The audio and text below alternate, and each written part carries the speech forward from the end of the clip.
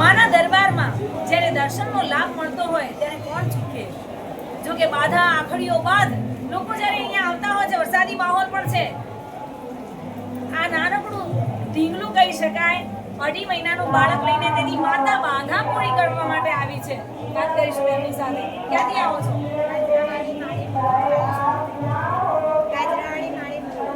અચ્છા, બાબો કેટલા મહિનાનો છે? અચ્છા, શું બાધા હતી?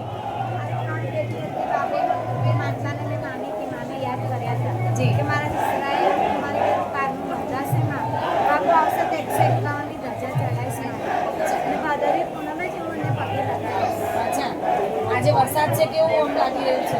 માતાજીની ઈચ્છા છે, માતાજીની ઈચ્છા તો આપણે શું ઢીંગલીઓ લઈને આવ્યા છો?